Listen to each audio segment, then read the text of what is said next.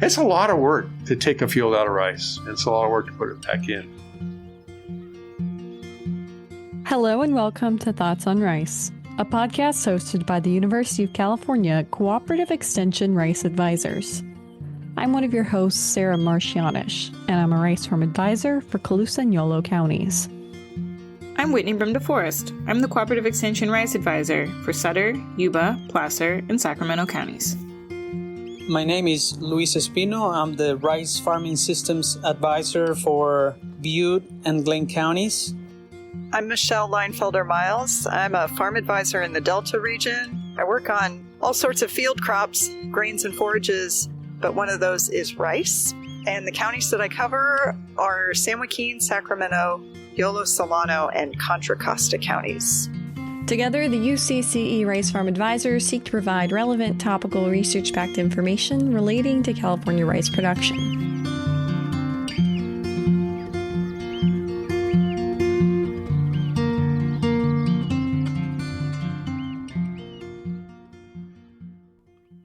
This is part 2 of the Tibbitts Farming Company's history, as told by George and Carson Tibbitts. The first part of our talk together really focused on each of their individual impetuses for joining the farming culture. Carson talked about how his interest in agriculture was really revved up during his high school FFA experience, and George went into detail about how even as a child he knew he wanted to be a farmer. But the challenges of actually becoming a farmer took him a little bit longer than he'd anticipated. Today, we're going to go a little bit further into some of those challenges and discuss a little bit more about how the Tibbitts Farming Company was revitalized and became a functioning farming organization in the mid-90s. As always, we'd really like to thank George and Carson Tibbitts for taking the time to share their story with us, because it's a pretty good one.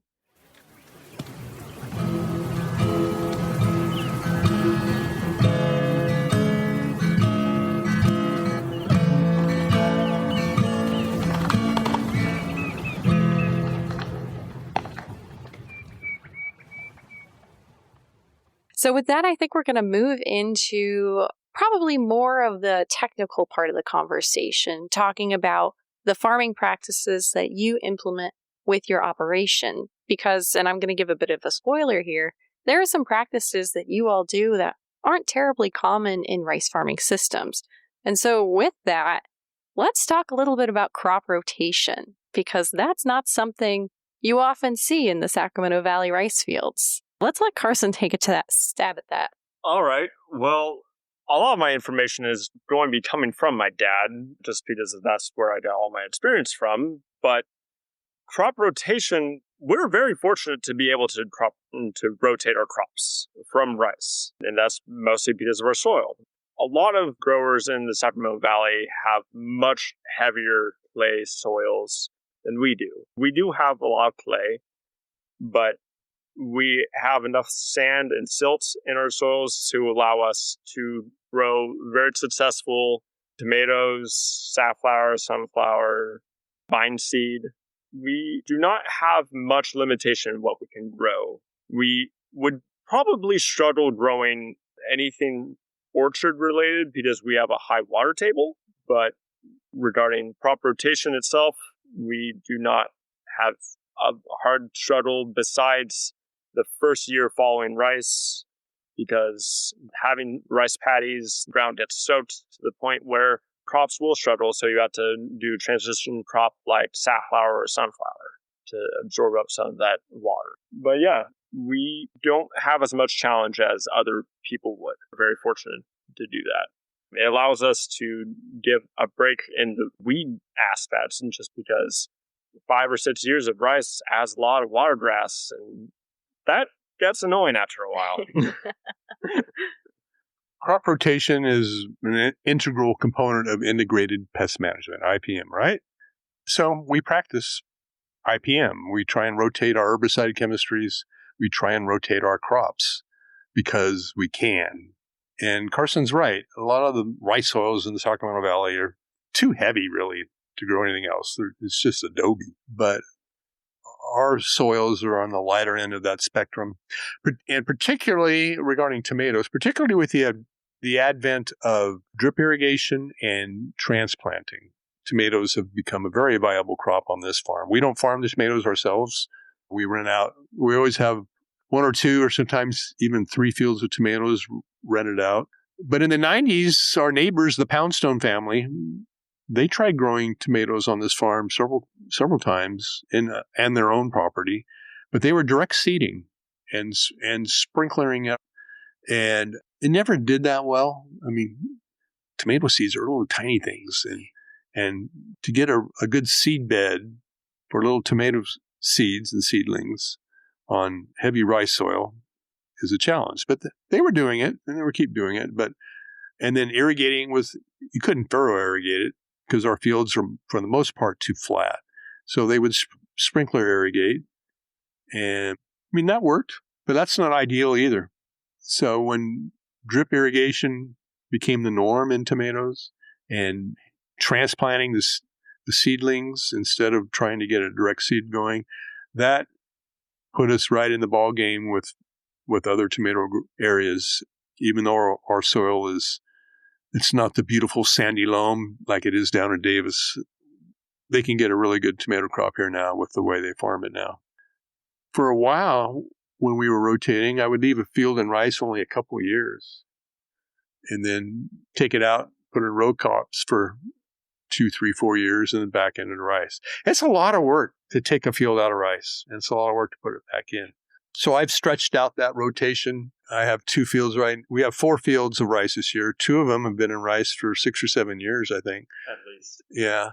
And so whatever benefits we had early on in those fields of crop rotation is gone. We're fighting the weeds. We're fighting the watergrass. But our other 2 fields, they were just brought into rice last year. And you get a little honeymoon because the weed pressure is down, because rice is an aquatic crop, so it's dominated by aquatic weeds. And then you go into row crops and you're dealing with terrestrial weeds. So you break up that cycle by growing rice and then taking it out of rice. It works for a while, but it doesn't work forever. So at some point, those 2 fields I mentioned that have been in rice for a while, we'll have to take them out. But I also look at the markets, and I don't know what we put those fields into right now. We were relying on sunflowers as a transition crop from rice to row crops because we could make money on sunflowers. But we couldn't even get a contract this year. A lot of sunflower acres have disappeared. I hope it's not forever. I hope it comes back. California has a very good reputation for producing high-quality sunflower planting seed for export around the world, and we were proud and privileged to be a part of that. So this year, I've got a field that we're growing safflower in instead of sunflowers. Although that was not following rice, that was following tomatoes. Our tomato tenant felt the field needed a break, so we were going to take it out of tomatoes for a while. Safflower is not a lucrative crop, let's just say, but hopefully we'll make a little money on it. The thing I've always heard about safflower is you plant it and you get hopefully a neutral year. Hopefully you don't lose any money, but you're not going to make any. And so we've talked about crop rotation, but there's another thing I wanted to bring up that I think might be a little unfamiliar to some of our listeners, and that's the Leathers method. That's pretty common in this area. George, do you want to take a first crack at describing the Leathers method and why you use it? The Leathers method is named after Jim Leathers, who was a very well-known PCA. I think I may have met him, but this was decades ago. It's also known as pinpoint flood, although I think there's technically a small difference between the two, and I can't tell you what that difference is. The general gist of the Leathers method is you aerial seed like normal, but after 2 to 3 days, depending on how warm it is, basically you want to get that seed committed to growing. If you drop the seed into the water and took the water right off, a lot of that seed will just stop growing and wait for the water. But if it's in the water for 2 to 3 days, then it becomes committed to growing. And at that point, you take the water off for a few days, and that tells the rice seedling something. When it's underwater, it wants to grow a shoot. It wants to grow a shoot to get above the water so it can get a breath of air. But when you take the water off, it changes into sending down a root instead. And that's very important. We're here on the west side of the Sacramento Valley, and I've been told that we're much windier on the west side than they are on the east side. I don't know if that's a fact or not, because a lot of those guys on the east side, they don't use leathers. They don't use pinpoint flood. But this spring was just as windy as any other spring, and frankly, I just can't stand it. Because if that seedling is growing a little shoot without a root to anchor it, and the wind comes up like it does virtually every day, it makes waves out there, and those little shoots act like sails, even if it's partially rooted, and then all those waves push all those little boats with sails into the corner, and you don't have any seed out in the field, and it's all on your corner. And despite using Leather's method, we had that problem last year on a field. It was what we call new ground. It had been tomatoes the year before that, so it was like a garden soil. I mean, a typical rice field in the spring is you chisel the ground and work it up, but you're farming like golf ball size pieces of clay, right? The texture of the soil has changed just for having been under a flooded environment. But the year following tomatoes, it's like a garden. And so the particles are very fine. And so any wind at all in a new field, those waves cover the seed with silt, and they won't grow. They won't grow even if they're covered with a 1/16 of an inch of silt.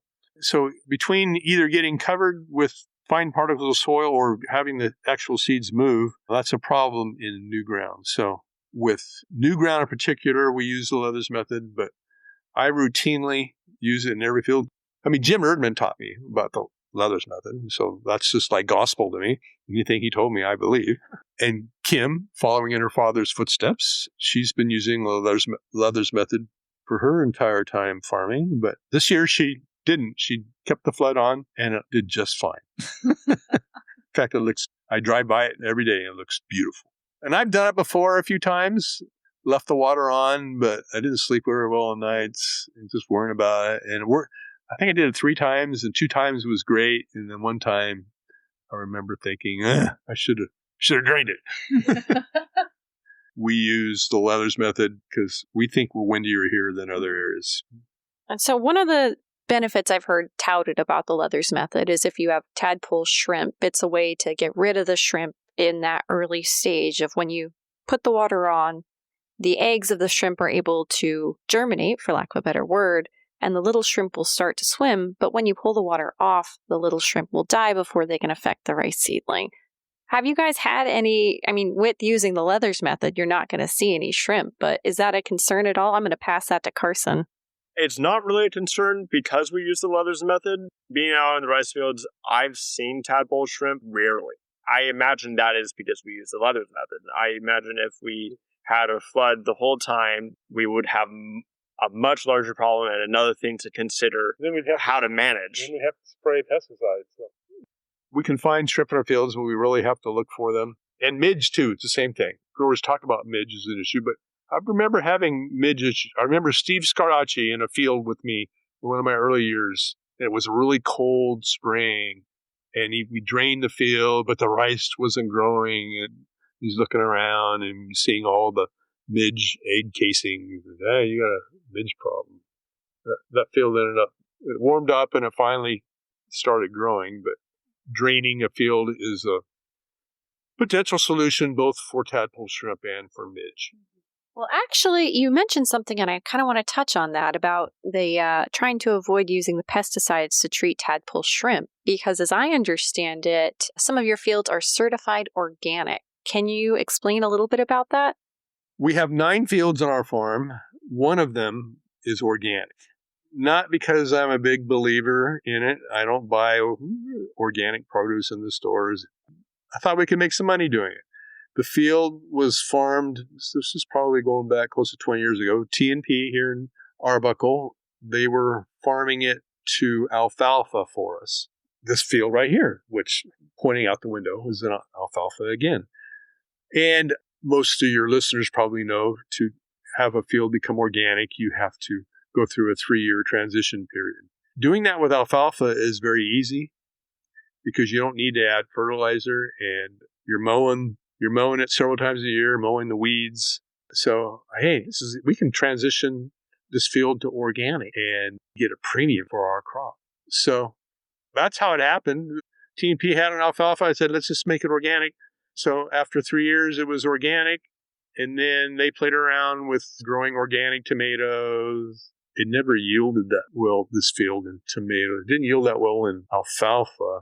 Turns out this field had basically a sodic issue, saline issue, because of poor drainage over the years. This field or another one. So I go back to my brothers and sisters. I told them, we need to spend some money. The field next to it, even in rice, was our poorest field because it was just high salt. We spent a lot of money to put in tile drain.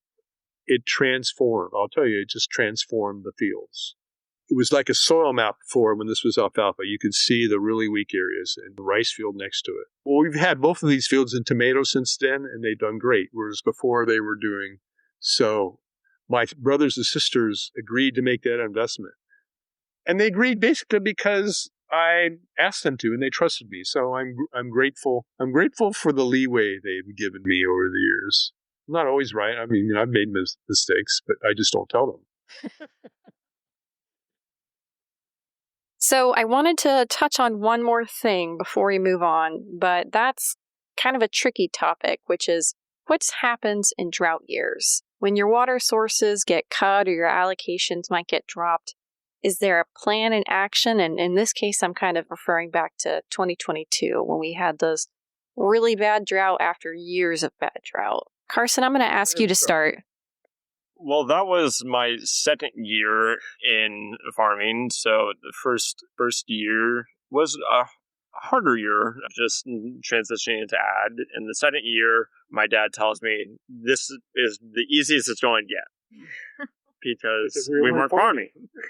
We had a 10% allocation in water, and we had tenants that had to use that water for their tomatoes. So we were able to plant a field of sunflower, and that's because sunflower have a taproot that can penetrate the soil very deep to siphon out as much water as they can, so we don't have to irrigate them as much. So we managed to irrigate it once. We did. The sunflower was in a field following rice, so the soil profile had been wetted, irrigated down deep. So the sunflowers could take advantage of that water, and we didn't have to divert water. So when that happened, kind of raised a concern, is this going to be a norm? Is this something that we have to worry about a lot? Because we had never had this occur before. We, in RD 108, in Reclamation District 108, we have very good water rights. We normally will get most of our water, and in normal years, we'll get all our water. In drought years, when the drought is not too severe, we will get still a decent amount of water, enough to farm most of our acres. So 2022 was the first year we really could not farm. It raised the question, okay, do we need a well? And we, after a lot of discussions, opted not to, because it is clearly becoming taboo in California to use groundwater, as areas are sinking and losing, and farmers are having to mine deeper and deeper for their water. In our area, there's not as many wells because, again, we have very good water rights, but the amount of money it would cost to put in a well is too great given the risk of potentially not even be able to use it one day due to regulations. Thanks for kind of clarifying on that, because I think the water situation in the West and in California is a lot different than what people who grow rice in other parts of the U.S. are used to. But I mean, it's true that in 2022, like you mentioned, there were a lot of people who got 10% water allocation, 5% water allocation, 0% water allocation. And we saw the effect of that. We're still seeing the effect of that today. That's a great point. And my dad would jump in here, and he would want me to jump in here and say, we are absolutely still feeling the effects on the rice market because people are not. We had to sell rice at such a steep price. So in our export markets and our domestic markets, California rice has become a lot less appealing, and we are actively still trying to win our markets back. Once those markets are lost, it's pretty hard to get them back. And we'll touch on this a little bit later, but there are cooperatives that are pretty devoted to trying to create those markets again.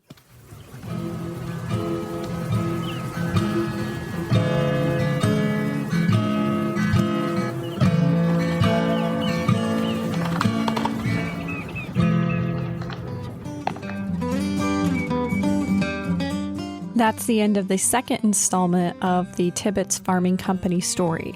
But once again, we'll have George and Carson back on to finish up the rest of the story soon. For more information about this and our other resources, please feel free to check out our website, which is the UC Rice Agronomy website, and our blog, which is UC Rice Blog. We also have newsletters, one of which is Rice Brief, which covers Colusa Yolo, Rice Notes, which covers Yuba Sutter, Rice Leaf, which covers Butte and Glen, and Field Notes, which covers rice in the Delta region of California. Thanks for listening to Thoughts on Rice, a University of California Cooperative Extension podcast from the University of California Agriculture and Natural Resources. You can find out more about this podcast on our website, thoughtsonrice.buzzsprout.com. We'd love to hear from you, whether it's from using our text link in the show notes, a survey submission in our feedback form, also in the show notes, or in a comment or rating on your podcast streaming service of choice. Let's have a good season, folks. And remember, like the growers like to say, have a rice life.